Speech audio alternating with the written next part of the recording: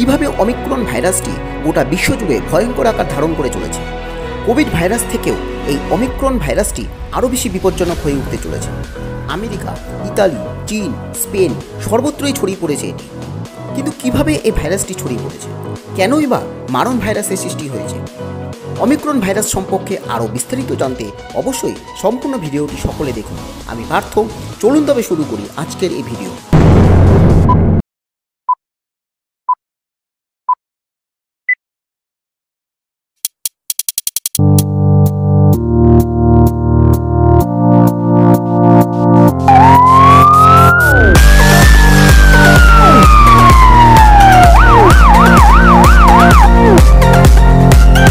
Corona ভাইরাসের নতুন variant যা গোটা বিশ্বজুড়ে আতঙ্ক ছড়াচ্ছে, যার নাম অমিক্রন ভ্যারিয়েন্ট B.1.1529। নতুন ভাইরাস আগের তুলনায় অনেক বেশি সংক্রামক এবং এই উদ্বেগ প্রকাশ করে জানালো WHO। প্রচলিত RT-PCR পদ্ধতিতে নতুন ভাইরাস ধরা না পড়ার সম্ভাবনা প্রবল, এই আশঙ্কায় রয়েছে চিকিৎসকরা। এবার আমরা জেনে নিই একটি ভাইরাস কিভাবে মিউটেট হয় বা কিভাবে ভাইরাস শরীরে বিভিন্ন জায়গায় ছড়িয়ে পড়ে। আমাদের লাংসের বাউন্ডারিতে যে পাতলা লেয়ার থাকে সেখানে এমন এক স্ট্রাকচার তৈরি করা থাকে যাকে বলা হয় ACE2 রিসেপ্টরস। কোভিড ভাইরাসের পর এমন কিছু রিস্ক স্পাইকস থাকে যাকে স্পাইক প্রোটিন বলা হয়, আর এই স্পাইক প্রোটিন ACE2 রিসেপ্টরের সঙ্গে যুক্ত হলে আমাদের লাংসের ইনফেকশন তৈরি হয়। শরীরে ছোট ছোট পরিবর্তন হয়, যা শরীরে ভাইরাসটি যত বেশি যুক্ত হবে ততই ইনফেকশন বাড়তে থাকবে। আমাদের ভ্যাকসিন এই স্পাইক প্রোটিনকে টার্গেট করার জন্য বানানো হয়েছে, যাতে কোভিডের নির্দিষ্ট স্পাইক প্রোটিনকে চিহ্নিত করতে পারে। আর ACE2 রিসেপ্টর যুক্ত হওয়ার আগেই মেরে ফেলে। কিন্তু অমিক্রন ভ্যারিয়েন্টে 30টি মিউটেশন বা 30টি পরিবর্তন হয়ে থাকে। যখন আমরা কোনো ভ্যাকসিন নিই তখন আমাদের শরীরে ভ্যাকসিনটি নির্দিষ্ট অ্যান্টিবডি তৈরি করে থাকে, যেখানে শরীরে স্পাইক প্রোটিন যুক্ত করে আমাদের শরীরের সেলস ভিতরে ঢুকতে বাধা দেয়। কিন্তু মিউটেশনের কারণে ভাইরাসটি আরও বেশি কমপ্লিকেটেড বা ভয়ঙ্কর হয়ে ওঠে। देश में आहिस्ता आहिस्ता पांव पसार रहा है। मुंबई में मिले ओमिक्रॉन के 2 नए केसेस मिलने के बाद से महाराष्ट्र में नए वेरिएंट के केसेस की संख्या 10 पहुंची है। 5 राज्यों तक ओमिक्रॉन पांव पसार चुका है और इन राज्यों में कुल 23 केसेस की पुष्टि हो चुकी है, जबकि कई लोगों को निगरानी में रखा गया। इन सभी के बीच सरकार की हर मुमकिन कोशिश कि ओमिक्रॉन का हर मरीज निगरानी में आए और उसको आइसोलेट कर उपचार कर दिया जाए। এবার আমরা জেনে নিই অমিক্রন ভ্যারিয়েন্ট আসলে কি। কোভিড-19 আলফা, ডেল্টা, গামা ভ্যারিয়েন্টের পর আরও নতুন একটি ভ্যারিয়েন্টের খোঁজ পাওয়া যাচ্ছে, সেটি হলো অমিক্রন ভ্যারিয়েন্ট অর B.1.1529। এই ভ্যারিয়েন্টের খোঁজ পাওয়া যায় প্রথম বোটসোয়ানা দেশে, এটি আফ্রিকার একটি দেশ। 24 নভেম্বর সাউথ আফ্রিকার বিজ্ঞানীরা প্রথম WHO-কে রিপোর্ট করে জানায়, তারপর থেকে এই ভ্যারিয়েন্ট বিভিন্ন দেশে ছড়িয়ে পড়তে থাকে। Australia, Italy, Germany, Netherland, Britain, Israel, Belgium, চেক রিপাবলিক, হংকং এইসব জায়গায় প্রধানত ছড়িয়ে পড়ে এই ভাইরাসটি।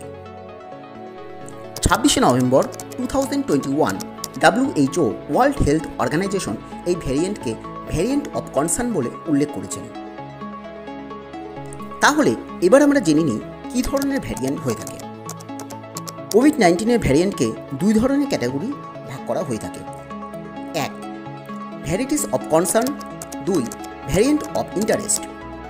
এই ভ্যারিয়েন্ট অফ ইন্টারেস্ট হলো যার দ্বারা কমিউনিটি ট্রান্সমিশন হয়ে কোভিড-19 অথবা ভাইরাসের ট্রান্সমিসিবিলিটি অর্থাৎ সেভারিটির মধ্যে বিশেষ করে পোটেনশিয়ালি প্রবলেমেটিক হতে পারে এই ভ্যারিয়েন্টে।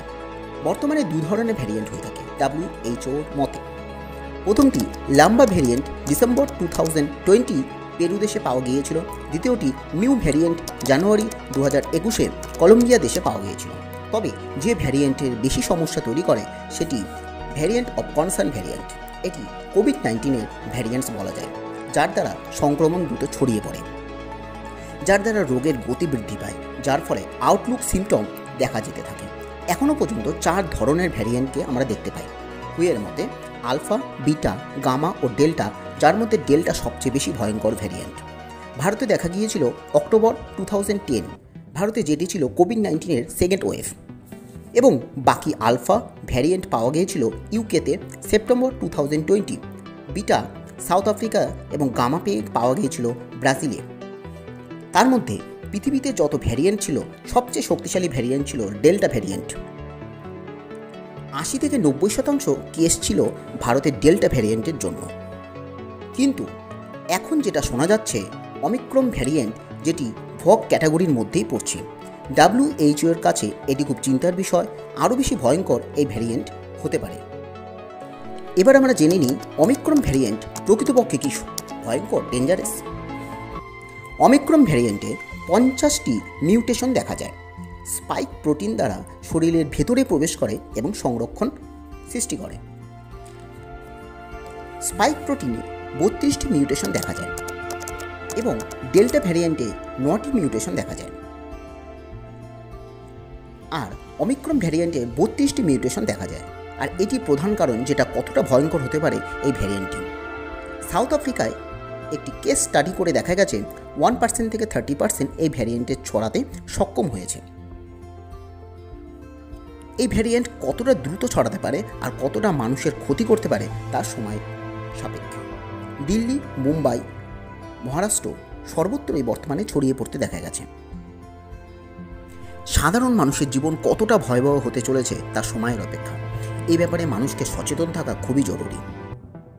আমার এই ভিডিওটি শুধুমাত্র সতর্কবার্তা দেওয়া হয়েছে। এর মূল উদ্দেশ্য, কোভিড বিধি মেনে চললে সকলেই ভালো এবং সুস্থ থাকবে এবং দেশ সুন্দরভাবে গড়ে উঠবে। প্রতিটি মানুষের জীবন আরও বেশি সুন্দর হবে।